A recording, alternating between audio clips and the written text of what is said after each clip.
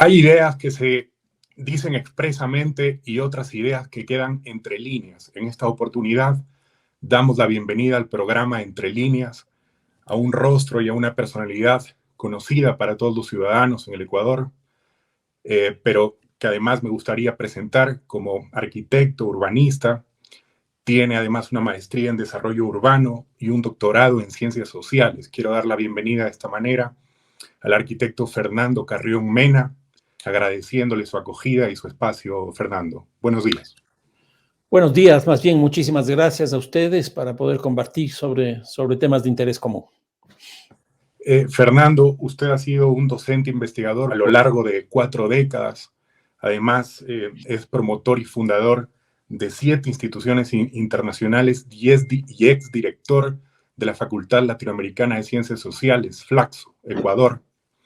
Con toda esa experiencia, con todo ese bagaje, Fernando, quisiera comenzar esta entrevista a propósito de los 45 años de la Declaración de Quito como primer patrimonio cultural de la humanidad. ¿Cuáles han sido los logros y cómo ve usted los desafíos que tiene la ciudad capital del Ecuador? Bueno, ha sido un proceso muy interesante que yo sostengo que la Declaración de Patrimonio de la Humanidad surgió gracias a la pobreza. ¿Y por qué esto? Porque previamente había habido un proceso de tugurización de la ciudad que condujo a que los sectores de altos ingresos salgan del centro histórico y más bien se afinquen los de bajos ingresos. Y lo hicieron bajo la lógica de lo que yo denomino la aporoficación por tugurización, es decir, muchos pocos pagan un mucho. Y esa pobreza hizo que el centro histórico de Quito se mantenga en buenas condiciones, esa condición de lo popular se mantenga en buenas condiciones. Y a este proceso de abandono de las élites yo le he calificado como de parricidio, es decir, una especie de olvido de la historia, de negar la historia, que estaba localizado justamente en el centro histórico. Pero ahí apareció la figura del alcalde Rodrigo Paz y asumió el parricidio, que es, bueno, definido por Freud, en términos de que es un grito de independencia frente al padre, es un grito de madurez frente al padre.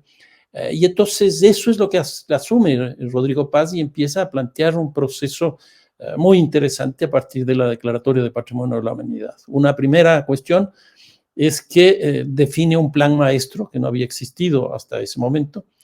Uno segundo que es muy interesante es que le ponen la escena internacional en el mundo. Se recibe cooperación de la Junta de Andalucía, de la cooperación española, de la cooperación japonesa, francesa, de fundaciones como la Fundación Getty de los Estados Unidos y así sucesivamente. Entonces, una segunda cuestión es ponerle en el escenario internacional. Y uno tercero es el conseguir financiamiento, porque de nada sacamos si no tenemos, hacemos un plan, pero si no tenemos recursos. Entonces aquí se generaron dos fuentes importantes. Uno, el Fondo de Salvamento, que generó en ciertos momentos hasta 50 millones de dólares al año. Y el segundo, un crédito con el BID. Entonces yo creo que la Declaratoria de Patrimonio de la Humanidad encontró buen terreno en este parricidio y en la interpretación que hizo el alcalde Paz en aquel momento para empezar un proceso interesante del centro histórico.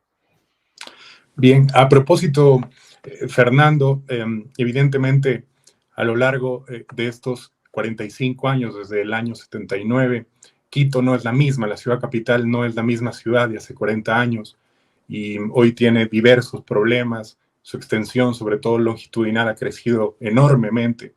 Es una ciudad que presenta en distintos sectores distintos problemas, distintas realidades. Quería nada más respecto de lo que usted ha llamado este parricidio y ha llamado también esta expulsión un poco de la pobreza, o no sé si usted se refería concretamente a esto, pero un poco yo veo que se mencionó a propósito, ya lo trataremos más adelante, como uno de los desafíos en Hábitat 3, la Conferencia de Naciones Unidas sobre Vivienda y Sostenibilidad Urbana, en que se hablaba de esto, ¿no? De la expulsión de los pobres desde la centralidad de las ciudades hacia las periferias también. Es decir, podríamos llamarle otro producto de migración, digamos, interna de la ciudad de los pobres hacia la periferia, del centro de la periferia, por el encarecimiento del suelo y de la vivienda. Cada vez más se encarece el suelo y la vivienda. ¿Cree usted que esto también ha producido de algún modo o ha contribuido a uno de los problemas gravitantes que tiene la ciudad respecto de vivienda urbana, respecto de invasión de tierras y demás? A ver, dos cosas. Yo creo que efectivamente uno de los grandes problemas que tiene Quito se empieza a prefigurar desde el cambio de siglo, con una gran inestabilidad de las autoridades municipales. Y aquí yo siempre comparo con Guayaquil. Guayaquil tuvo durante 32 años un mismo partido político gobernando con 3 alcaldes distintos: Febres Cordero, Nebot y Cintia Viteri. En el caso de Quito, desde que deja la alcaldía Roque Sevilla y se postula nuevamente a la alcaldía, y pierde estrepitosamente, porque pierde frente a Paco Moncayo con una diferencia de 36%, una locura. Pero desde ese momento pasamos de un alcalde de la democracia popular a uno de la izquierda democrática, después uno de Alianza País, y después pues esta cosa indefinida de Yunda y Guarderas. ¿Eso a qué ha conducido? A que Quito tenga pues muchísimos planes, pero no tenga proyecto de ciudad. Guayaquil es todo lo contrario, tiene un proyecto de ciudad, aunque no tenga planificación. Entonces, esa es una primera cosa. La segunda, efectivamente, en el año 2016 se llevó a cabo la Cumbre Mundial de Ciudades organizada por Hábitat 3, que es parte de Naciones Unidas. Y ahí apareció este concepto que ya venía dando vueltas desde el año 84, incluso en Inglaterra, de la famosa gentrificación. La gentrificación no es otra cosa más que la expulsión de población de bajos ingresos para que entre la de altos ingresos en ciertos lugares estratégicos donde los precios del suelo son relativamente interesantes, o donde esos espacios pueden tener roles estratégicos para el desarrollo de la ciudad. Yo creo que eso efectivamente ha pasado en Quito, no en el centro histórico. Yo creo que en el centro histórico lo que ha habido es un interés relativamente fuerte desde principios del siglo hasta ahora, de localizar el turismo como elemento central a partir del cual se pueda generar un desarrollo económico. Y ese turismo no ha dado resultados, porque además el turista tiene una presencia en el centro histórico de más o menos 2 horas y media. Claro. Que no es otra cosa más que ir en un bus desde el hotel, que está principalmente en el centro norte, ir a las iglesias, subir al Pichincha, al Panecillo, hacer algunas compras por ahí y almorzar, y se regresa. Y no mucho más. Y no mucho más. Y entonces, ¿esto qué es lo que ha producido en el centro histórico? Que en el año 2000 teníamos una población de 74,000 personas viviendo, y en la actualidad tenemos menos de la mitad. Esto, a mi manera de ver, es gravísimo, porque lo que está ocurriendo es que se está vaciando de sociedad.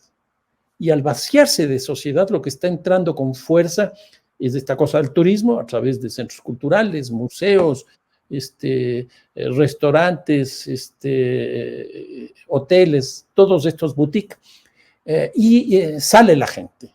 Pero al salir la gente, lo que ocurre es que estos nuevos usos de suelo, que están vinculados, como digo, al turismo, vinculado al comercio y vinculado a la administración pública, lo que ha hecho es que el centro histórico hoy día tenga un horario de oficina.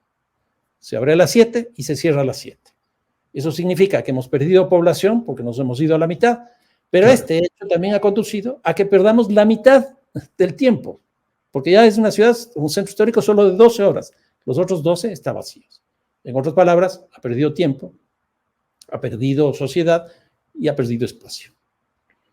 Fernando, ¿y le parece a usted que, por ejemplo, en aras de contribuir al incremento de presencia de turistas, de contribuir al elemento esencial, digamos, en Quito como patrimonio de la humanidad, de la acogida de turistas, le parece a usted que deberíamos, a propósito de estos 45 años en donde se ha remarcado la riqueza patrimonial del centro histórico de Quito, la riqueza colonial del centro histórico, ¿cree que debamos, a propósito de algún eslogan, algún membrete que usó el alcalde Yunda de Quito Grande otra vez, cree que debamos acudir en aras de incrementar el turismo a la riqueza profunda de Quito precolombina?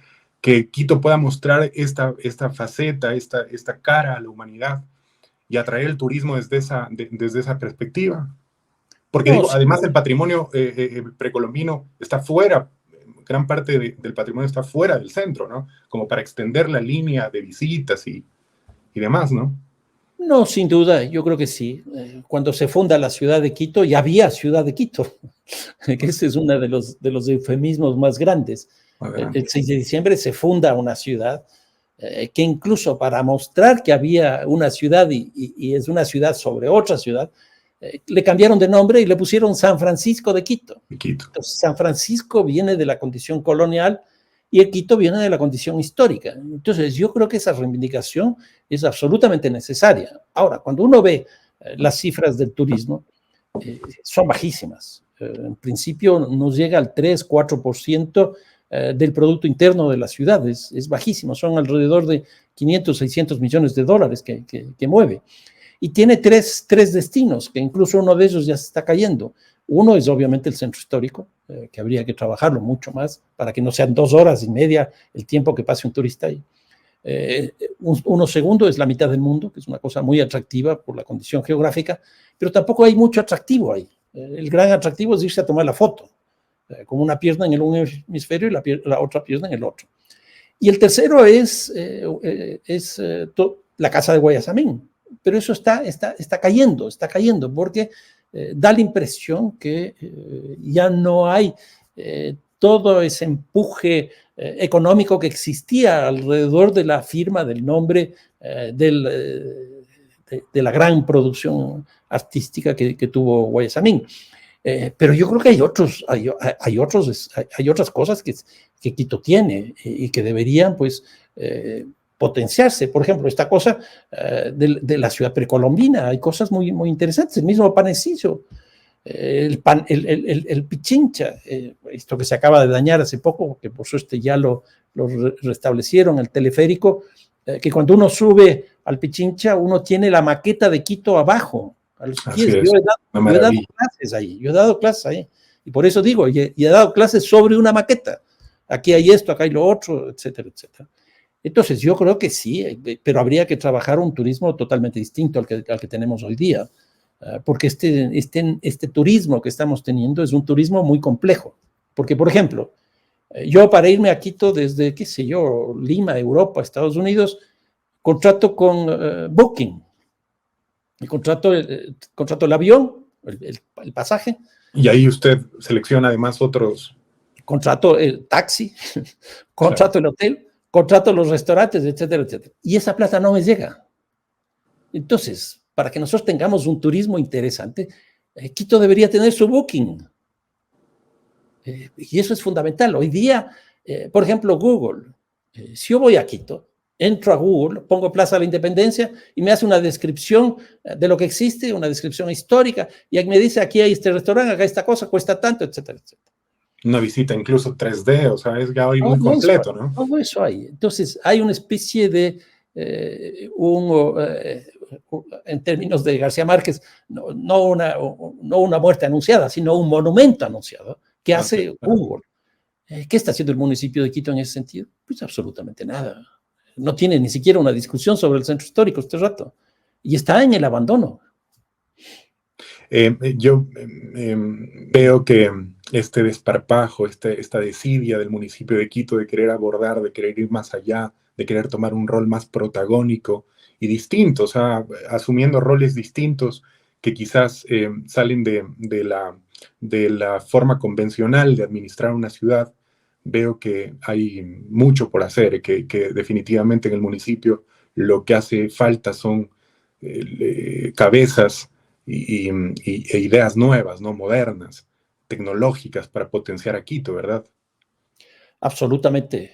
Yo no veo nada en términos tecnológicos en el municipio de Quito. Ni siquiera se han planteado esa necesidad. Lo único que están haciendo es tratando de reducir los trámites y para eso meter esta cuestión del gobierno abierto, que se llama, que fue la vieja concepción de la ciudad inteligente, que hoy día ya no tiene sentido, no tiene vigencia. porque la ciudad inteligente fue una creación de la IBM para introducir el hardware en los municipios precisamente.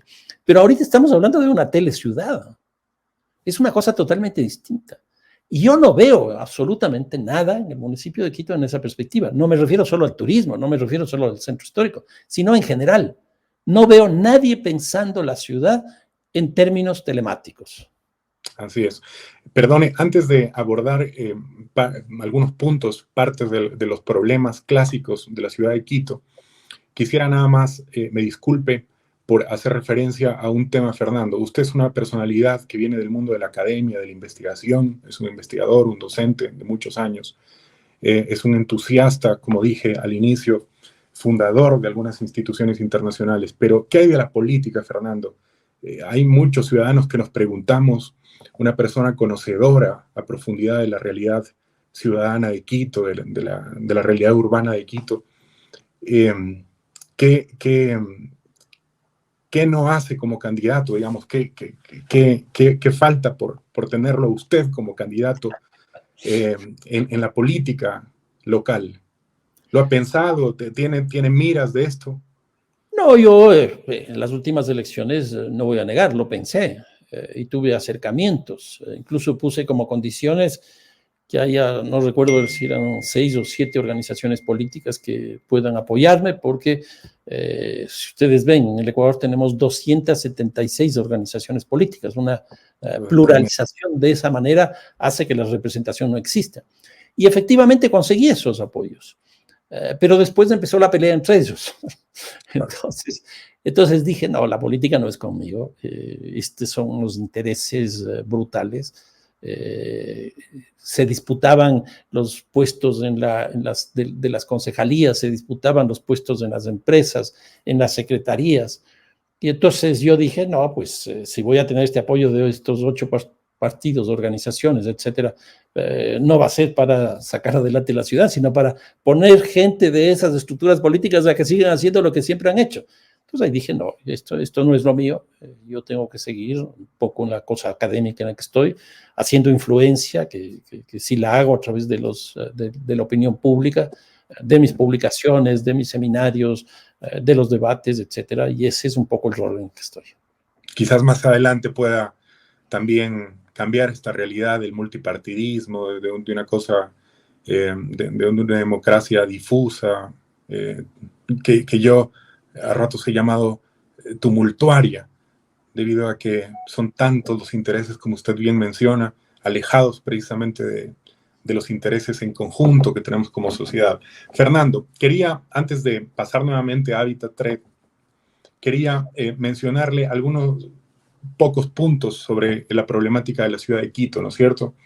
¿Qué hay respecto o qué solución ve usted respecto de la preservación del ornato público? Las pistas, aceras, parques, parterres y el problema grave que yo veo en Quito, muy grave que vemos los ciudadanos en Quito, del graffiti, de esta cosa tan, digamos, tan incómoda para precisamente lo que le mencionaba, la preservación del ornato, esta expresión, pero alejada de lo artístico, ¿no? ¿Qué se puede hacer, además, con el estado de franco deterioro que tienen aceras, que tienen, digamos, pistas, parterres en la ciudad? No, la situación de Quito es francamente muy, muy preocupante. El espacio público, incluso en palabras de Jordi Borja, que es uno de los urbanistas más importantes del mundo, él sostiene que el espacio público es la ciudad. Entonces, si nosotros vemos el estado del espacio público de Quito, ese es el estado que está la ciudad. Los baches, el pavimento desastroso, las veredas, la arborización, la recolección de basura, etcétera, es algo francamente complicado. Y Quito podría constituir, por ejemplo, un sistema de parques que vaya desde el norte, por ejemplo, con el Parque Bicentenario, que además me parece un nombre espantoso, pero está el Parque Bicentenario, está, por ejemplo, la plaza, la Y, que además ni es plaza, y el nombre mismo de Y me parece absurdo. Después está el Ejido, después está la Alameda, y en el sur no tenemos nada. Y yo creo que, por ejemplo, ahí se podría hacer alrededor de la vía férrea. un parque lineal. Por ejemplo, en Nueva York hay el gran parque que se hizo sobre la línea vial, que incluso es en altura, por eso le llaman el Highland Park. Pero se podría hacer una cosa de ese tipo. Y ahí se arma un sistema de parques. Ese sistema de parques le daría no solo toda la cuestión maravillosa de mejorar el aire, la contaminación, etcétera, sino que le ayudaría a darle estructura a la ciudad. Y el espacio público adquiriría una connotación absolutamente distinta. Pues ahí está una cosa que se podría trabajar. Ese es precisamente otro de los desafíos que ha mencionado Hábitat 3, la ausencia de espacios verdes, digamos, cercanos al vecindario, a la vecindad, ¿no? Porque en Quito tenemos grandes parques, la Carolina, el más importante de ellos, creo yo, pero de algún modo, pues, digamos, lejanos a la realidad próxima del vecindario, digamos, esto es una cosa que hace falta pensar en Quito, que algunas manzanas, no sé la verdad dónde estén ellas, pero algunas manzanas puedan convertirse en espacios verdes, en parques. Creo que eso hace falta en las ciudades, es notorio, ¿no? Lo que ocurre es que el espacio público se ha convertido en espacio residual. Si originalmente el espacio público era el que ordenaba la ciudad, pongamos el caso de las plazas del centro histórico. Por eso es que el sistema de plazas, tenemos la Plaza Mayor, que es la principal, y entonces alrededor de esa plaza se puso el Palacio de Gobierno, el Palacio Municipal, la Catedral, etcétera, etcétera. Alrededor de la Plaza de la Independencia, de la Plaza de San Francisco, de Santo Domingo, exactamente igual. Y las vías eran las que iban asentando otro tipo de actividades. Lo que ocurre es que hoy día ya no es el espacio público el que ordena el espacio privado.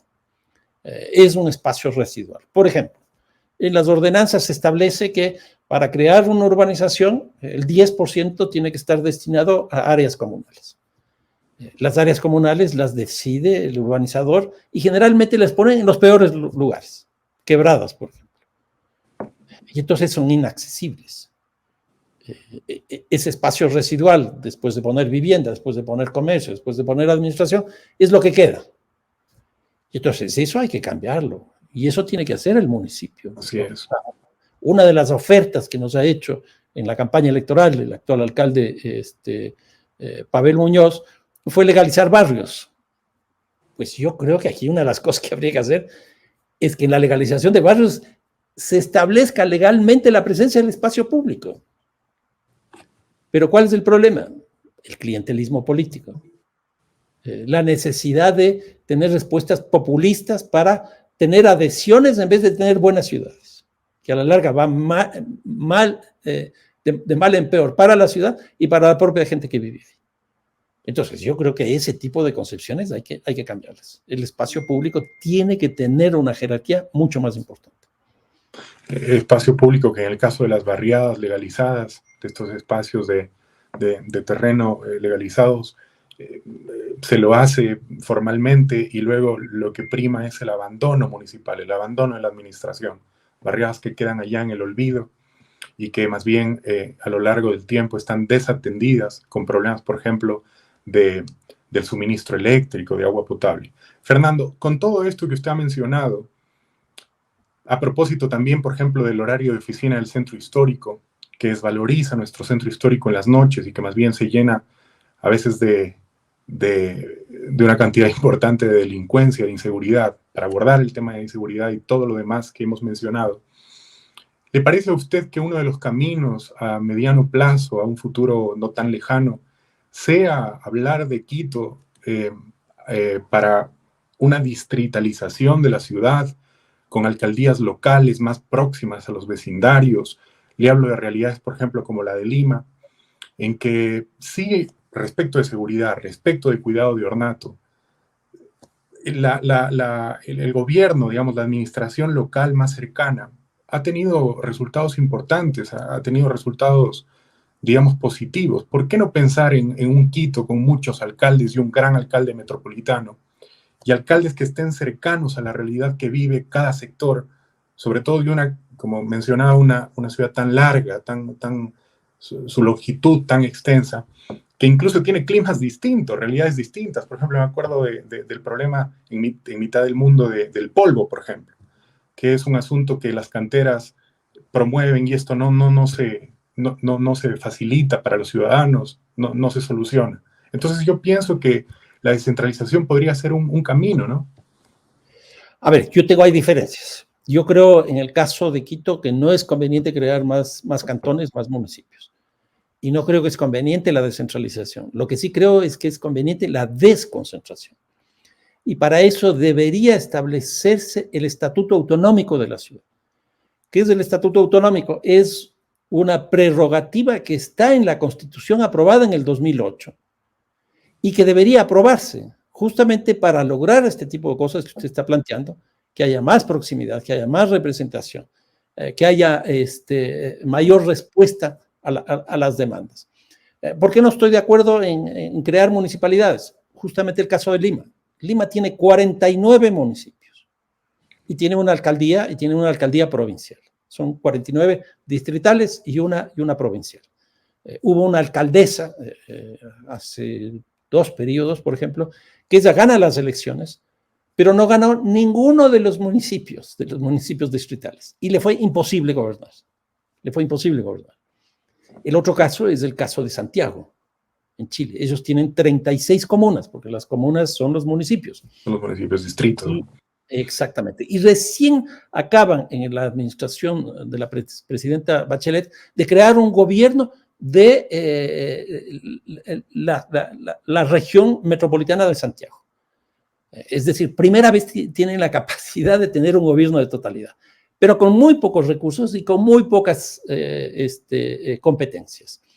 Que incluso en las discusiones que están teniendo ahora para la nueva constitución, se está discutiendo la posibilidad de construir un gobierno de toda la región, porque eso es absolutamente necesario. A mí me parece que la experiencia de Bogotá en ese sentido es mejor. Ellos les llaman la alcaldía mayor y la alcaldía menor. Tiene 20 alcaldías menores. Pero esas 20 alcaldías menores son electas por el propio alcalde. Yo recuerdo Luis Garzón, cuando fue alcalde de Bogotá, él eligió 20 mujeres para que administren las 20 alcaldías menores. A mí me parece que eso es mucho mejor. En el caso de Guayaquil, por ejemplo, para seguir comparándonos con Guayaquil, el Gran Guayaquil son 7 cantones. Y vean lo que está pasando, por ejemplo, con Durán, que es una especie de ciudad dormitorio, que es la conurbación y que originalmente era un cantón de Guayaquil. Así es. Hoy día es un cantón autónomo. Los problemas que tenemos ahí de gobierno son brutales. A mí me parece que Pavel Muñoz lo que debería hacer es impulsar el estatuto autonómico de la ciudad de Quito, porque esa es una decisión de la Asamblea que aprobó eso y del plebiscito que aprobó eso. Y esa propuesta incluso salió del gobierno de Rafael Correa, que es uno que le apoyó a él para llegar a la alcaldía de Quito. A la alcaldía, claro. Entonces yo creo que es el estatuto autonómico de la ciudad de Quito, bueno, dependerá cómo se lo haga también, que pueda ser la posibilidad de generar un modelo de gestión absolutamente distinto al que tenemos este rato. Sí, probablemente la distritalización plantee también el problema, el asunto de los disensos y consensos políticos, mayorías móviles y demás, en nuestro ambiente politiquero nacional que deja tanto que desear y trae tantos problemas, ¿verdad? Finalmente, Fernando, abordar el tema de movilidad. Finalmente, quería hablarle sobre qué propuesta usted ha desarrollado respecto de otro de los desafíos de hábitat respecto de las construcciones de metro que se menciona son costosas y muy largas versus transporte exclusivo y más líneas de cercanía a la ciudad. Respecto de esto que viene sobre el funcionamiento del metro en la ciudad de Quito y si esta alternativa va a solucionar el problema de tráfico, de congestión en las vías.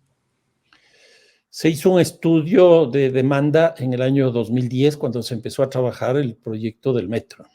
Ahí lo que resultó es que el 72% de los pasajes eran en transporte público, básicamente los buses convencionales.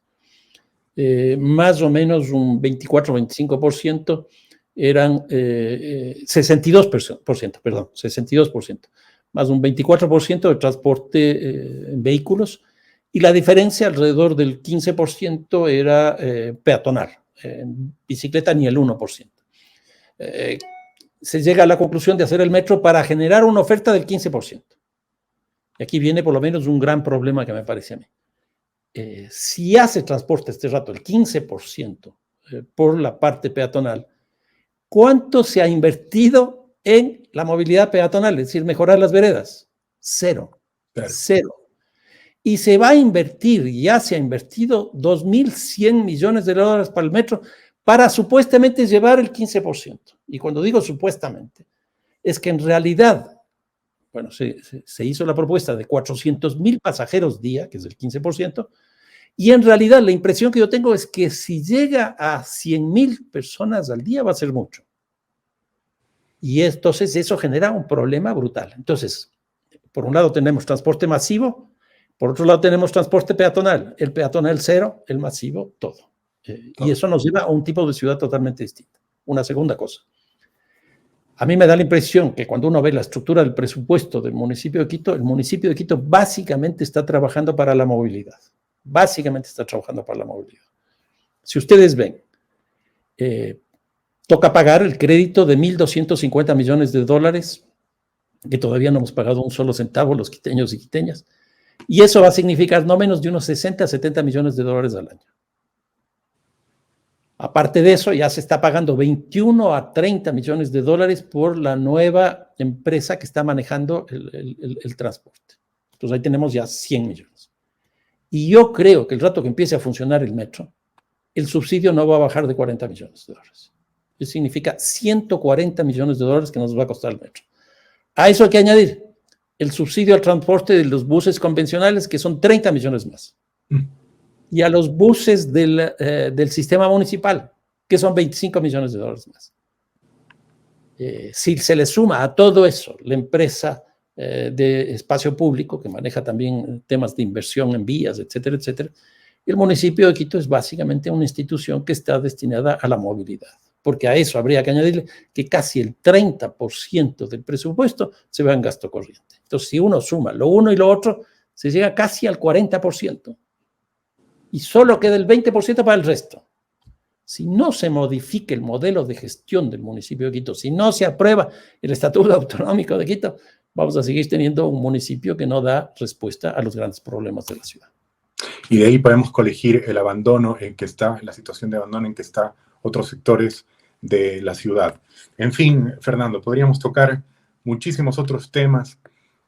Hablar, por ejemplo, del tema también de ciclovías, que es un problema latente, que creo que se ha planificado mal, que falta obra pública, que falta, digamos, otra... No sé si nos pueda comentar también respecto de esto algo, para concluir. La encuesta esta que les decía daba el 0.45% del uso de bicicletas. O sea, no existe. ¿Y por qué? Porque no se ha establecido una política para la movilidad alternativa. ¿Cuántos automóviles y cuántos buses tenemos con energía eléctrica? Pues solo el trolebús que se hizo hace 28 años. Solo el trolebús. Y por ahí creo hay dos buses funcionando, un plan piloto de sí. 2 buses eléctricos, no hay más. Entonces, yo no veo cosas nuevas. Yo veo que la crisis de Quito es francamente brutal y no siento que haya una posibilidad de cambio desde lo que hasta ahora se ha visto en esta nueva administración municipal. Una ciudad definitivamente merecedora de un mejor destino y espero que así sea. Fernando, quiero agradecerle mucho haber acudido a este espacio, invitándolo a que esta no sea ni la primera ni la última entrevista y su aporte siempre valioso para reflexionar en torno a todos estos temas. Le agradezco mucho. No, muchísimas gracias a ustedes. Un fuerte abrazo. Un abrazo, Fernando.